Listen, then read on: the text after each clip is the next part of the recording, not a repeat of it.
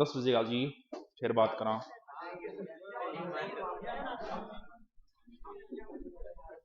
Okay रोदमी भी पता चल है अरे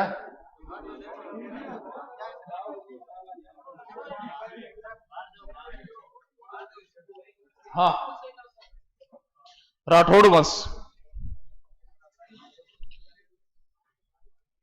अरे पहले जोधपुरा पढ़ी जा, पहले जोधपुरा रहा है, फिर जोधपुर बीकानेर निकली, बीकानेर जोधपुर किशनगढ़ निकली है। तो पहले बीकानेर क्या पढ़ी जाओ बता? हाँ पहले जोधपुर पढ़ा जाएगा, जोधपुर से निकली है शाखा बीकानेर की। देख पहले तो इनका ये जिक्र करते कहां से आए, क्या आए, किए रहे, घूमे बहुत रहे। ओ ठीक है, हाँ ओ ठीक है, रो मोटो है।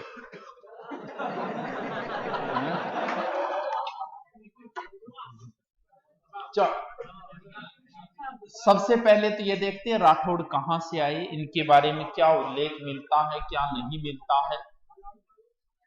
ठीक है, गोपीनाथ शर्मा तो ये कहता है कि दक्षिणी भारत की एक जाति थी राष्ट्रकूट, क्योंकि संस्कृत और ताम्रपत्रों में राठौड़ नाम कहीं नहीं मिलता है, नाम ये मिलता है राष्ट्रकूट।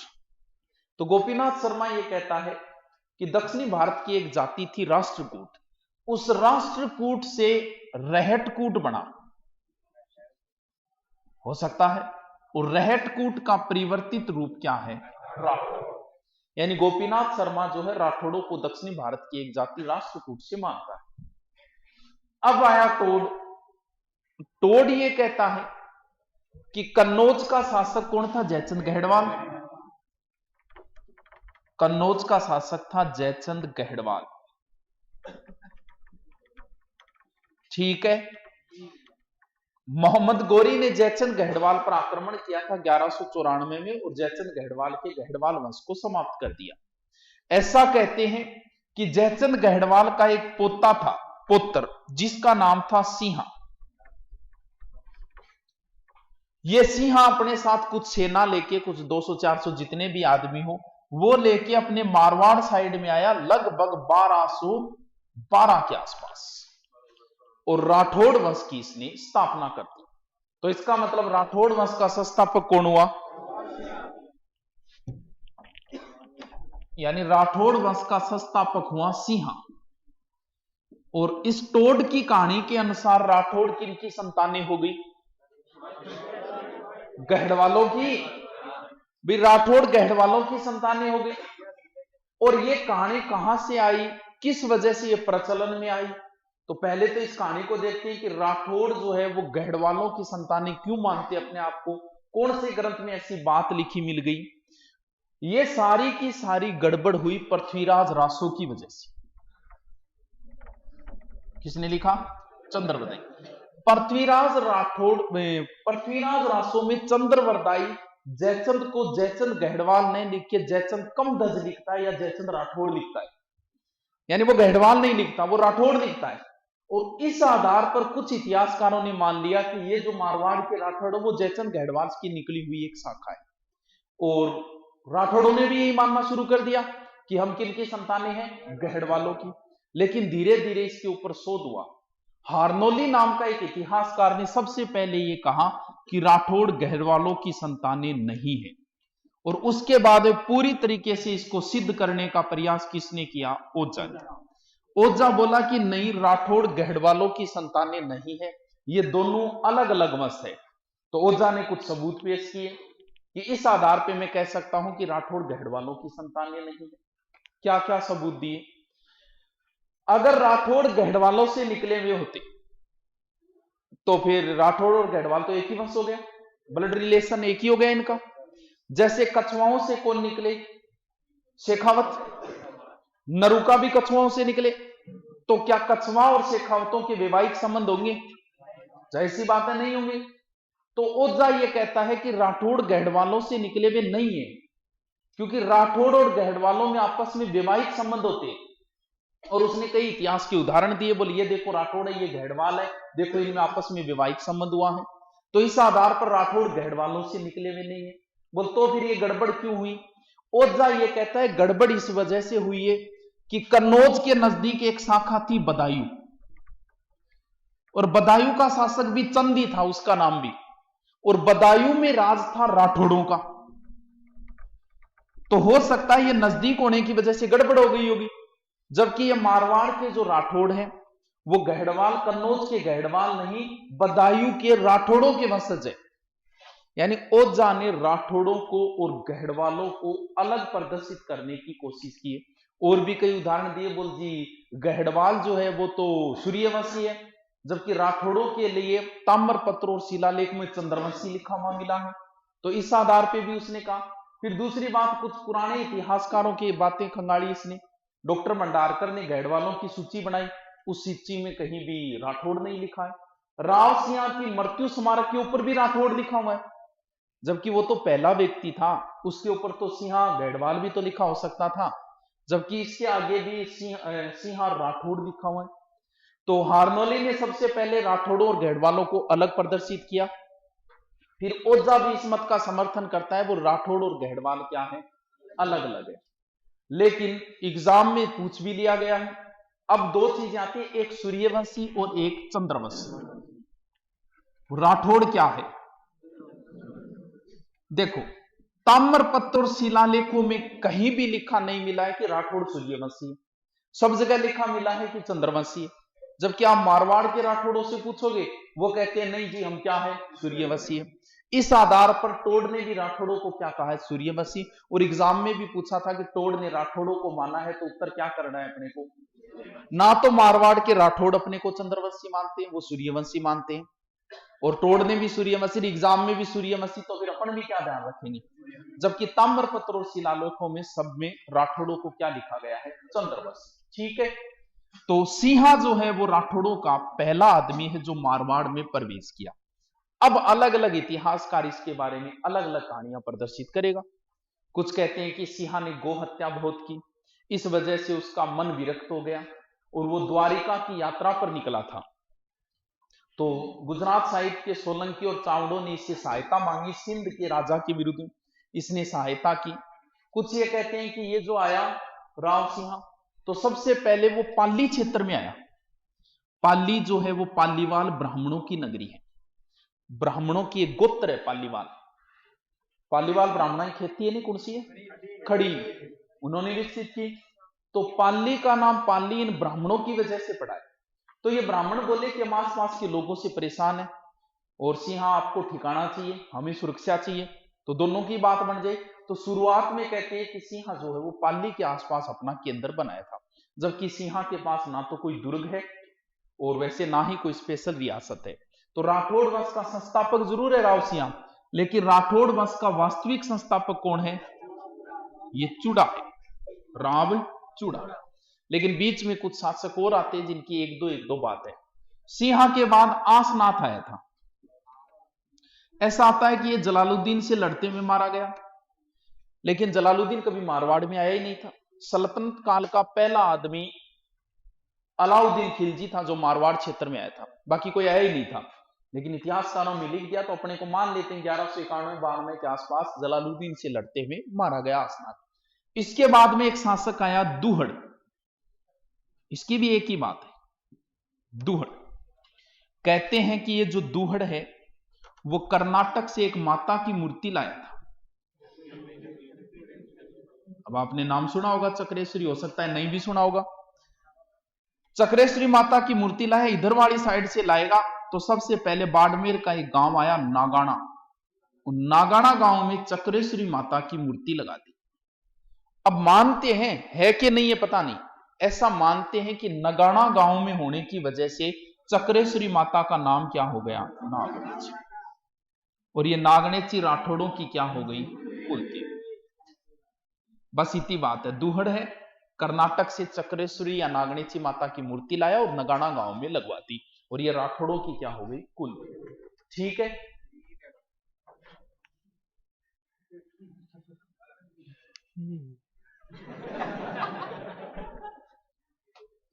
फिर आप ज्ञान ढूंढने लग गए, हाँ ना ज्ञान बोलो, जब ढूंढने लग जाए फिर ढक लगाना पड़े। चलो पार्टनर आई को नहीं क्यों फोन कर ले गाँव गई चल। तो चूड़ा के बारे में देखते हैं। अभी तक कोई दुर्ग वगैरह तो है ही नहीं, क्योंकि राठौड़ों का वास्तविक संस्थापक कौन है, और वास्तविक कब बनेगा, जब दुर्ग वगैरह आ जाएगा। देखो वहां क्या, मंडोर तो पहले से ही है। किस नदी के किनारे मंडोर पता है? नागाद्री है क्या था, अब तो ये नदी है ही नहीं नागाद्री। मंडोर नागाद्री नदी के किनारे था, बहुत पुराना शहर बताते हैं। ऐसा भी बताते हैं कि रावण का ससुराल भी यही था। रावण की घरवाली का नाम था मंदोदरी। वैसे तो मंदोदरी का अर्थ होता है मंद प्लस उदरी, उदर बोला पेट में, यानी मंद का मतलब छोटा, उदर माने पेट, यानी जिसका पेट छोटा यानी जीरो फिगर। तो इसकी वजह से नाम क्या पड़ा इसका, मंदोदरी। मंदसौर वाले तो ये कहते हैं कि मंदोदरी हमारे यहां से थी, और हम ये कहते हैं कि मंदोदरी का ही परिवर्तित रूप क्या है, मंडोर है। यानी रावण आपनों के जुआई जुआई जिया आपनों भूखो गयो, चलो जो भी है भी जुआई जुआई है। देखो जुआई किसी जुआई गणो माड़ो हुए, माड़ो हुए मतलब माड़ा हुए कई। भारत में दो प्रकार का जुआई है, एक तो वह जुआई राजा और एक है जुआई बेटो, दो कैटेगरी पाई जाए। तो जमाई बेटो तो वह उसको बिचारो जागो सासरे ब्याह सा हुए काम करवा लेगो और बढ़िया बेटे ही तैयार रहे। और जमाई राजा ए ब्याह में जागा छांटियों मारेगा बेटा, हम तो साड़ी के हाथ का खाना खाएंगे, नमक कम है लूण ज्यादा है। ए जमाई राजा कैटेगरी के अंदर आओ, परेशान ही हुए। तो दो कैटेगरियां हुए, तो रावण कौन से माओ,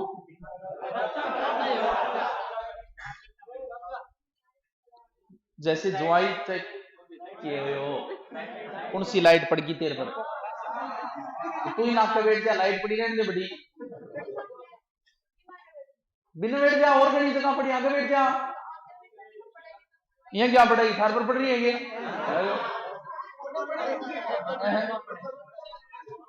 लाइट किसने कर दिया आज, घुमा दे अब ठीक है क्या? कोई नहीं, तू जिंदगी रीस मारी है की बात होगी है? हाँ पढ़ अगला घर जाना तो नहीं चेहरो किशोक मिलेगो, बस खर्राटा मारना नहीं होना चाहिए, बाकी छे हो है खर्राटा हो तो कोई इलाज ही को बाकी तो सुधार भी दे आदमी, तो खर्राटा मारना रात तो जा सो बाकी सुन कौन दे। तो मंदोदरी, अब देखो जुआई जिसो भी माड़ो हुए, लेकिन जुआई मर जाए कोई खुशी कौन मनाई जाए। तो दशहरे के दिन जब रावण दहन होता है जिसकी पूरा भारत खुशी मनाता है, लेकिन मंडोर के जो उसके वंशज जो बताते हैं कि वो उस दिन दुख प्रकट करते हैं, उस दिन खाना वाना नहीं बनाते। और भारत में रावण का एकमात्र मंदिर भी कहाँ है, मंडोर है। मनाओगे कोई बात नहीं, मनाओ बढ़िया बात है, लेकिन आपने तो ही ध्यान रख, पूछा जा चुका है मंदोदरी का रावण का ससुराल कहां था। तो कई बार इसे उठपटांग प्रश्न पूछ ले, जिन्हें हम कई बार नॉर्मल ले लेते हैं कुछ प्रश्नों को और पूछ लेते हैं इस पर। जैसे एक बार एसएससी में पूछा कि इनकलाब का अर्थ क्या होता है। अब खड़ा हो गया इनकलाब जिंदाबाद चालू, तो जो बेरो ही को इनकलाब का अर्थ की है, तो आदमी ज्यादा अफसोस हो इन चीजों का। भी मुझे पता है आपने पता नहीं कितनी बार ये नारा लगाया होगा, लेकिन आपको ही नहीं पता इनकलाब का अर्थ क्या होता है। कौन बेरो नहीं, शाबाश बहुत बढ़िया बहुत बढ़िया। अरे तो मैं कहता हूं थाना ही कौन बेरो, तो नारा लगाओ ही क्यों, थान बेरो को नहीं इनकलाब बोल के, ये हालत है अपनी। हाँ इनकलाब जिंदाबाद, तो इनकलाब को अर्थ तो पता होना चाहिए। इनकलाब का अर्थ होता है क्रांति, तो ओढ़ने की बढ़िया अर्थ हो तो क्यों बेइज्जती देता होगा नारा, लेकिन पता तो होना चाहिए भी कोई। मंडोर पे राठौड़ों से पहले किन का राज था, तो राठौड़ों से पहले यहां थे गुर्जर प्रतिहार। तो यहां गुर्जर प्रतिहार शासक था कौन है, इंदा या इंद्रजीत। तो इस इंदा को हराकर मंडोर पर अधिकार कर लिया किसने, तुर्कों ने। तो चूड़ा बोला कि भी मैं तेरी सहायता कर दूं, एक तरकीब तो है, आपा मंडोर ने वापस ले इसका वो तरकीब बता फिर। तो यहां तुर्कों ने यह आदेश दिया कि घोड़ों के लिए घास लाया जाए, घास लाओ सारी जनता। तो बोले घास मंगवाए, घास गए मां बैठी आपा दुर्ग के मां चला फिर काट दिया काटियो। तो अंदर घुस गए घास के अंदर होके, और सैनिकों ने आक्रमण किया, तुर्कों को हरा के वापस दुर्ग दिया इंदा को। तो कहते हैं कि इंदा ने अपनी पुत्री का विवाह कर दिया चूड़ा से, और चूड़ा को मंडोर दे दिया क्या, दहेज। अब यह राठौड़ वंश का क्या हो गया, वास्तविक संस्थापक हो गया। सामंत प्रथा की शुरुआत भी इसी ने की, लेकिन ओझा जो है वो सामंत प्रथा का वास्तविक संस्थापक किसको मानता है? वैसे देखें तो राठौड़ों का पहला शक्तिशाली राजा जोधा ही। अभी तक दुर्ग, इतनों तक तो दुर्ग ही नहीं। अब एक नॉर्मल दुर्ग आया है, कौन सा, मंडोर। और सामंत प्रथा का मतलब नीचे सामंत रखना शुरू कर दिए, ठाकुर वगैरह रखने शुरू कर दिए। भाई इससे पहले तो रखेंगे कैसे, कोई रियासत ही नहीं है ढंग से। रियासत तो अब हाथ लगी है, कौन सी, मंडोर। तो राठौड़ों की पहली राजधानी कौन सी हो गई, मंडोर हो गई। चालो आ गई। तो चूड़ा ने चूड़ा सर कस्बा व शहर वो हंसा वाली बात अब मेवाड़ में कर चुकी है। चूड़ा की पुत्री थी ना, ठीक है। तो चूड़ा के दो पुत्र थे, शायद उनका भी जिक्र किया था। कौन कौन? एक तो था रणमल, और दूसरा कौन था, शाबाश, कान्हा। चूड़ा ने क्या किया, बड़ा पुत्र रणमल था, राजा किसको बना दिया, कान्हा को। तो रणमल चला गया कहां, मेवाड़ बताया था वहां। और रणमल का आगे बेटा कौन बनेगा शासक, जोधा। देखो इनके बारे में कई कहानियां आती, कौन सी सत्य माने कौन सी नहीं, ऐसी कहानियां। देखो कहते हैं कि कान्हा थोड़ा सा उत्पाती टाइप। चल देखो, करनी माता आई हुई थी, ये चला गया और बोले भी अठे तो मेरा घोड़ा चरेगा, और गया चर जाएगी घास कौन बच्चे को। तो आपने थे दूसरी जगह जाओ। करनी माता बोले ठीक है भी उड़ जाऊंगा। फिर बड़ा बोले मैं सुनियो कह चमत्कारी है, तो मन ने भी कोई चमत्कार दिखाओ। बोल भी, बोले आ बताओ कि मैं मरूंगा कब। करनी माता बोले भी मरना के पूछे, कोई ढंगी बात पूछ रही, और घनी बात आई, मरने वो के पूछा आदमी। बोल ना ना मन तो आई बताओ। बोलो 1 साल गए मामा ना को लाई जाओ। बोले 1 साल की मत राजा हूं और मेरी लड़ाई होती रहे, तो कोई कन्फर्म डेट बताओ भी, क्योंकि 1 साल में मैं राजा हूं, मैं मर जाऊंगा, अरे तो फिर बिना मतलब प्रसिद्धि फैल जाएगी और फेमस हो जाएगी। बोलो और कन्फर्म थोड़ी सी। बोल कन्फर्म तो आई है महीना खंड गए मामा। बोल महीनो ही नहीं और कन्फर्म। बोल और तो भी आज लागे थे लखनऊ आज जागो और कन्फर्म। बोले और तो लाइन पार कर मैं बतासू। बताते कान्हा ने लाइन पार करती, करनी माता ने इसे मार दिया। अब इतिहासकार तो ये कहते हैं कि कान्हा सांखला भाटियों से लड़ते हुए मारा गया, जबकि करनी माता के चिरजा में लिखा है कि कान्हा को मार के राज रणमल ने दियो, खुद अपना हाथों रणमल को राज तिलक करो। तो ये कहानियां कहां से प्रचलित हो सकता है, ऐसा मानते हैं कि कान्हा की जो शव मिला था वो जंगल में सत विकसित अवस्था में मिला था, जैसे किसी जानवर ने खाया हो। तो ऐसा मानते हैं कि हो सकता है करनी माता के शेर ने इसे मार दिया हो, जबकि इतिहासकार कहते हैं कि सांखला भाटियों से लड़ते हुए मारा गया, और कोई बात इसकी नहीं है। रणमल का हम जिक्र कर चुके हैं, बारमली के सहयोग से वो मेवाड़ में जिक्र कर दिया। जोधा, पहले तो जोधा इधर वाली साइड में जैसे तैसे भटकता रहा, वो बातें हमने कर ली। फिर इसने मंडोर पर अधिकार कर लिया था, कब, 1453। लेकिन मंडोर दुर्ग तो छोटा है, कोई ढंग की जगह तो देखें। तो राजा के लिए बता दिया कि सबसे इंपॉर्टेंट चीज होती है दुर्ग। तो जोधा इधर उधर किसी दुर्ग की तलाश में लगा था कि कोई अच्छी जगह देखा बट दुर्ग बना लिया। तो फिर एक पहाड़ी के ऊपर गया, भी पहाड़ी पर एक बाबूजी रहता, आसाराम जी, कौन सा, चिड़ियानाथ जी, बिल्कुल मल्लीनाथ जी इन्हीं के वश में हुए, चिड़ियानाथ जी। तो चिड़ियानाथ बाबा के कारण पहाड़ी को नाम किए पड़ गयो चिड़िया टूक। तो अठेक बाबूजी रहता, तो जोधे जाके बाबूजी रिक्वेस्ट करी कि देखो बाबूजी थान तो धूनी तो पानी है, भी ओम नमः शिवा करने के लिए ना कजाई कर लियो, और थान मैं जगह दे दूंगा, थे दूसरी जगह चले आ जाओ, अठे मैं दुर्गड़ो बना लियो, बढ़िया जगह है, पानी पुनी की व्यवस्था सही है। तो बाबूजी नटिया ना आ मेरी तपोभूमि है, मैं ठहर बनानी कौन दी दुर्ग। जो तो बोले तो दुर्ग तो ठीक बनाऊंगा। बाबूजी बोले कौन बना दो, दोनों लड़ मरिया। बाबूजी ना आगी रीस, बोल बना ले। बेच का है नहीं धूनी दानी बटा जगती आग बताओ आप भी जोड़ी में गाल के चाल पड़े। बोल तू नींव तो रख, नीम रखता ही पानी सूख जाएगो। अच्छी टेंशन देकर जाता तो बाबूजी श्राप दे गया। अब क्या करा, अब जो तो टेंशन में कह रहे नीम रखता है तो पानी सूख जाओ। फिर नीम रखना मतलब भी की है। फिर कोई साना आदमी राय थी, बोले काम करो नीम रखे ही तो सुखो। बोले हाँ। बोले आपने नीम करनी माता का हाथों रखा दी। तो जो जाके करनी माता रिक्वेस्ट करी, और करनी माता बचपन वो नाम हो रिद्धि बाई। तो कुछ जगह लिखा मिलता है कि रिद्धि बाई ने नींव रखी। एक ही बात है, बीकानेर की नींव भी किसने रखी थी, करनी माता नहीं रखी थी। तो करनी माता का हाथ हुई दुर्गी की रखी जी, नींव रखी जी। अब के पुराने समय में ऐसा रिवाज माना जाता था राजा महाराजाओं में कि अगर दुर्ग की नींव में किसी जीवित आदमी की बलि दे दी जाए तो उस वंश का राज वहां हमेशा रहेगा। जीवित आदमी मतलब वो को नहीं मुंडी पकड़ के चिन्ह दियो मां, आगलो तैयार होना चाहिए आपकी इच्छा कहां भी मन चिन्ह दियो। अब गुण तैयार हुए तो फिर एक बोलो आदमी तैयार हो जो नाम हो राजा राम भामी। अरे यार इज्जत दो बेचारे नहीं कौन करेगा है। तो बिंग जब राजा राम की बलि दी गई नहीं, बिंग ऊपर तय खानो बनेड़ो है रिपिया वगैरह को जोधपुर दुर्ग के अंदर।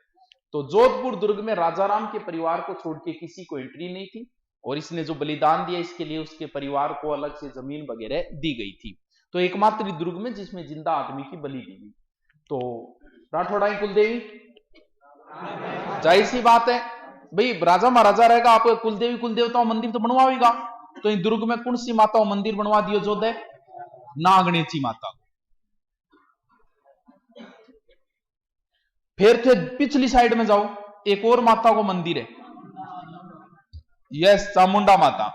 और इसके बारे में आपको पता ही है कि 2008 में यहां भगदड़ मची, जिसकी जांच के लिए जसराज चोपड़ा आयोग का गठन किया गया। इनमें कई तोपताप भी है। 1857 की क्रांति के समय यहां पर बम ब्लास्ट हो गया था, अगर पता हो थोड़ा बहुत पढ़े दुर्ग के बारे में। चलो कोई बात नहीं पढ़े तो बड़ा बड़ा पत्थर आगे जोधपुर पर आगे गिर गया, बेटे में ब्लास्ट हो गया। तो इस दुर्ग के अंदर नागनेची माता मंदिर बनवाए जोधे, और चामुंडा माता को मंदिर बनवाए। तो जोधा राठौड़ों का पहला शक्तिशाली शासक माना जाता है वैसे। और जोधा ने ही मारवाड़ में क्या शुरुआत की, सामंत प्रथा। ठीक है जी, आगे चलो। जोधा के बाद में शासक बनेगा सातल देव। अभी एक एक दो दो बातें इनकी। सातल देव के बाद में शासक बनेगा सुजा, ये भी जोधा का ही पुत्र है। और उसके बाद में शासक बनेगा गंगा। और फिर इंपॉर्टेंट शासक जो हमें पढ़ना है मालदेव। भाई या तो आप जोधा को पढ़ लेना यहां तक, या फिर मालदेव चंद्रसेन, ज्यादा चांसेस इन तीनों से प्रश्न आने के। बाकियों की एक एक दो दो बातें। सातल देव के समय की भी एक ही घटना है, इसी वजह से सातल देव पढ़ रहे, वरना जरूरी नहीं थी। हाँ आवे था सारान पे, ठीक है फिर बताने की जरूरत है।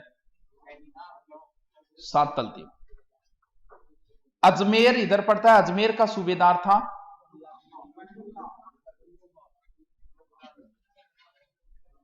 और जोधपुर में ही एक शहर है पिंपाड़। हाँ सिटी मान ले तो। पिंपाड़ में कुछ कन्या आईडी, अरे 140 गुण गिनो, ठीक है 140 आईडी बस राजी। फिर 140 कन्या आईडी एक जगह। मल्लू खांगो सेनापति गुड़लो शहर के अंदर कर निकले और बटे 140 कन्याओं कर लियो किडनैप। KIDNEY किड NEP जो भी है, अपहरण करियो करता ही सूचना मिली सातल देव ने। जुगाट कई मक्कू आप फोन घंटी सटका दी, बोले रे ले गया बेटे का बापो करो कि वही। सातल देव आयो, गुड़लैन मारियो, गुड़लो सिर काट के बता छेद करके लिया। 140 कन्यान बाकायदा सेफ कन्यान वापस ले आया, और गुड़ले की आमता एक छोरी नोर दिया। कौन है, गिंदोली, ब्याज के रूप में।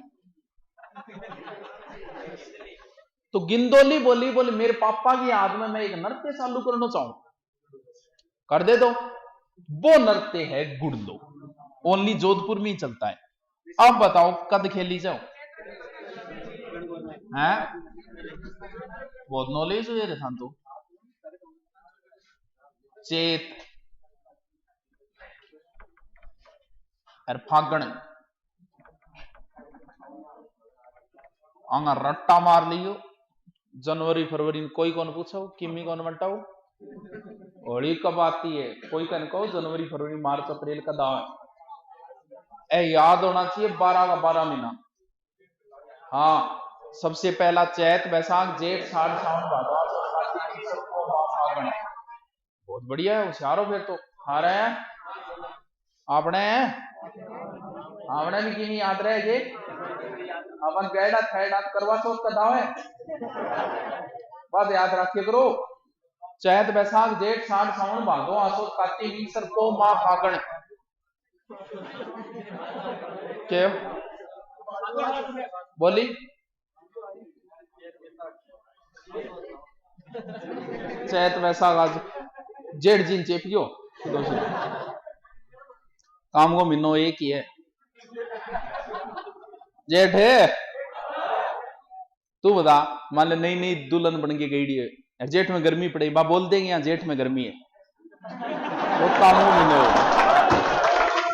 भी नहीं छोड़ के तू। और बोल रानी तू हेर जेठ में बोला है। हाँ हाँ हाँ, चैत वैसा जेठ साढ़ सावन भादो आसो कार्तिक ईसर को माँ फागण। हाँ अरे भाई चेतर बैसाख भाई तो लिखेड़ा मिल ही जाएगा, बूढ़ी इतनी याद रखो नहीं अपन के करने तो भाई ऑप्शन में मिलेगा।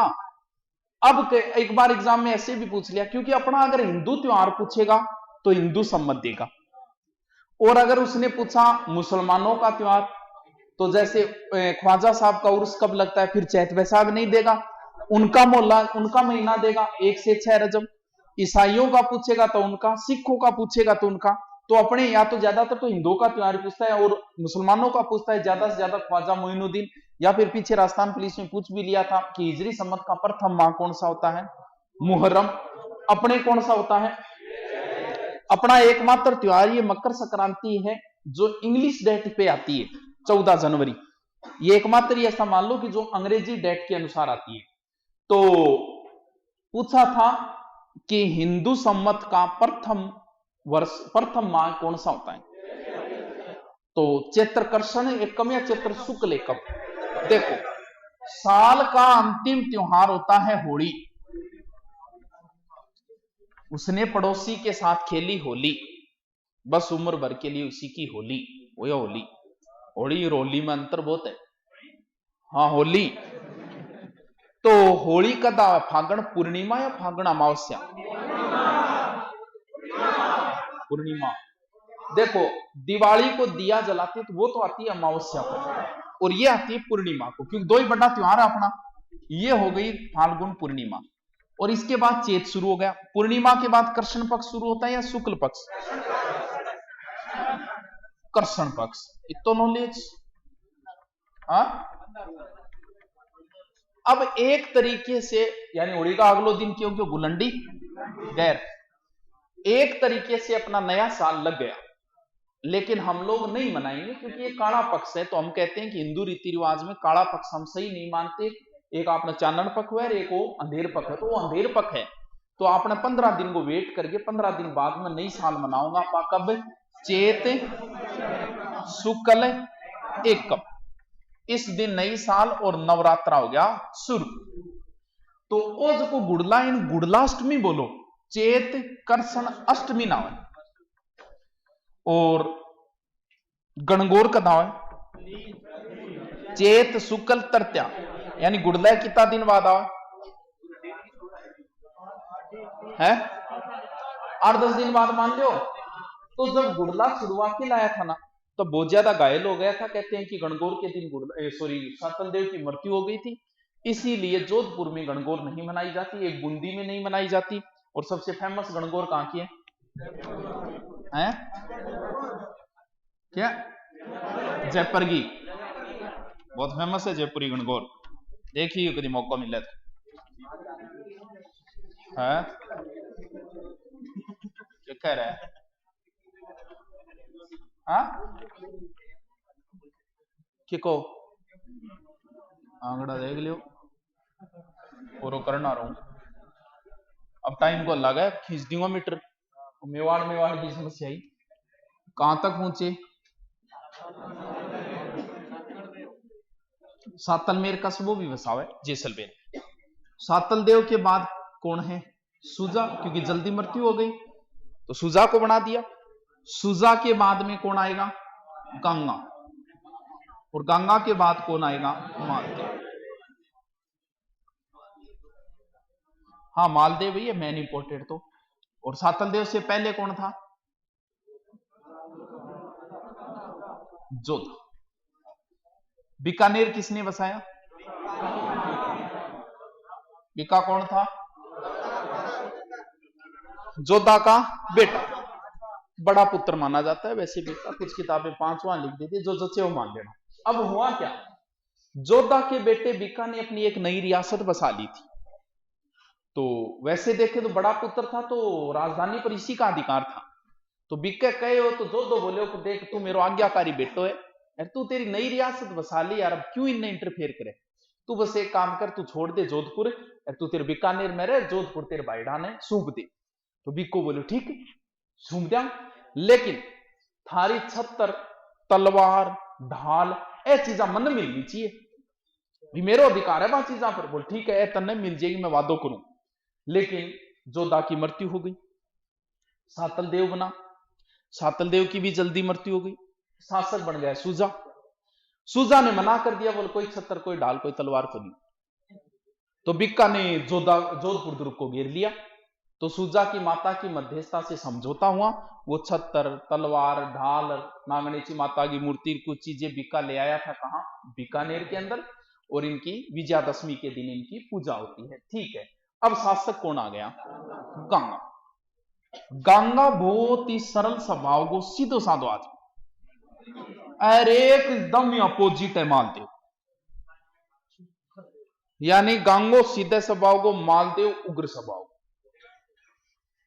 गंगा ने एक तो गंगलाव तालाब गंगश्याम मंदिर बनवाया, सांगा की सहायता के लिए भेजा ही था किसको मालदेव। जब मालदेव राजकुमार था उस समय नागौर पर आक्रमण किया मालदेव ने, और नागौर का एक हाथी था दरियाजोश, दरियाजोश वो बाज गया आगे मेड़ता के बिरम देकर, खानवा युद्ध में गया था नहीं वही। तो मालदेव मांगे बोलिया वो हाथीड़ो दे। पुराना टाइम में हाथी रे चीजा था नहीं लागे जन हाथीड़ा खाता लड़ मरता, तो हाथी घोड़ा ही तो होता। आज की बीएमडब्ल्यू के बराबर हो हाथी, तो बीएमडब्ल्यू खाते लड़ोगा कौन के। अरे घोड़ा रखना तो प्रतिष्ठा की बात थी उस समय, घोड़ा रखना तो आप मान लो ओडी के बराबर हो। आज भी घोड़ा रखना बड़ा मुश्किल काम होता है, संपन्नता के प्रतीक माने जाते थे। फिर हाथी एक रियासत में 5-7 तो हाथी होता, अकबर विचारों कह दे रहे हाथी दे दे आ लोग कौन दू, तो इसका मतलब कुछ तो बात है हाथी घोड़ों में, क्योंकि युद्धों में काम आते थे। तो उस समय ये संपन्नता के प्रति नहीं थे कहते यार देखियो घोड़ी खाता लड़ मरिया, जबकि घोड़ी बहुत इंपॉर्टेंट चीज है बीटे में, भाई साधन ही यही है घोड़ा और हाथी। आज से गाड़ी खातर कौन लड़ मरो आगे, तो बी टेम की गाड़ी की भी उस समय क्या था साधन यही थे, लड़ाई दंगा अंग ऊपर बैठे जाओ, एक जगह दूसरी जगह जाना हो तो क्या पर जाओ घोड़ा ऊंट आती, यही तो चीजें होती। तो मालदेव बोले कुंवर मालदेव उसमें बोले रो हाथीड़ो दे दे, बोले कौन दू, तो गंगो बोले विरम देना कह रहा विरम दे, थोड़े दिना बाद राजा तो मालदेव ही बनेगो, एर तू टक्कर ले कौन पाओगो, तो झगड़ो ना पाड़ और दे दे आती। तो विरम दे बोले कोई बात नहीं, तो कुंवर जी एक आगे मेरे घरे खानो खा लियो मैं हाथी दे दूंगा। तो मालदेव गयो और बड़ा खानो खाना टाइम फिर लड़ मरिया। मालदेव बोले हाथी दे, विरम दे बोले रे पहली रोटी खा ले हाथी बाद में दे दूंगा। बोल ना पहली हाथी दे, बोल पहली रोटी खा। लड़ाई है झगड़ो है क्यों हो जा। मालदेव बोले तेरा जे मेड़ता मूड़ी नहीं बोई नहीं, मेरा नाम भी मालदेव नहीं, आ कह के वापस आ गयो। गांगो बोलो रे ना लड़बो हाथी दे दिरा दे, तो बिरम दे हाथी ने रवाना कर दियो मेड़ता हूं दरिया जोश ने। वो बेचारो घायल होइडो और जोधपुर में बढ़ती टीम मर गयो। गांगो बोले कोई बात नहीं, मेरी भूमि मायो मैं मान लियो का आगे। मालदेव बोले मैं कौन माने, टाइम आने दो मैं बताऊंगा। तो मालदेव जब राजा बनेगा तब इसी विवाद की वजह से मेड़ता पर आक्रमण करेगा, तो वो तो बाद में देखेंगे। अब बतावे गंगा एक दिन कोई अफीम को सेवन कर रखी, अफीम मन कोने में रोकियां किए हुए, मैं तो आप देखे डो कौन, इनने तो बहुत तकड़ो काम है। आज भी बहुत ज्यादा नशा चलता है जोधपुर साइड में। अनमोल जोधपुर गए, हाँ लगभग युवा भी बहुत ज्यादा गिरफ्त में, हाँ मनवारी आई हुए, हाँ मलगी वे बहुत ज्यादा है, आज भी बहुत ज्यादा है। हर क्षेत्र का नशा अलग अलग है। उधर वाली साइड में ये ज्यादा चलता है, गंगानगर हनुमानगढ़ साइड में हुक्का ज्यादा चलता है, अठ छांटा मास्टर ज्यादा है। तो अलग अलग क्षेत्र को अलग अलग नशो है। तो कोई अफीम को नशो कर रहा है, ऊपर कोई खिड़की के अंदर खड़े। अब बताओ बीटे मालदेव आयो और पगा पगा लागने बानो धक्को दे दियो। अब इन बारे में दो कहानियां आवे। अब कुछ इतिहासकार रेऊ है, रेऊ तो कह बोल ना धक्को कौन दियो, नशे की वजह गिर गयो। और जो कह बोल ना धक्को देड़ो है, डॉक्टर ओझा इतिहासकार है। अरे इनका इतिहास आप तो नहीं पढ़ पाओगे अभी, क्योंकि इतनी जरूरत भी नहीं है भी, आपको कहीं जरूरत नहीं है। नौकरी लगने के लिए इतना पढ़ने की जरूरत नहीं है। हमें पढ़ने की जरूरत है क्योंकि हमें पढ़ाना है, तो हमें कहानियां चाहिए। बाकी आपके लिए इतने तथ्यात्मक बातें हैं वो पर्याप्त है, जरूरत ही नहीं है इतना पढ़ने की। हाँ भी पढ़ाना है तो अलग बात है कि ओझा का पढ़ लो इतिहास, गोपीनाथ शर्मा का पढ़ लो। तो डॉक्टर ओझा अड़ा हुआ है कि नहीं जी मालदेव ने हत्या की है, जबकि नैन सिर बांकीदास इस बात का जिक्र ही नहीं करते। लेकिन फिर भी हम मान लेते हैं कि राठौड़ों का पितर हंता कौन है, मालदेव है।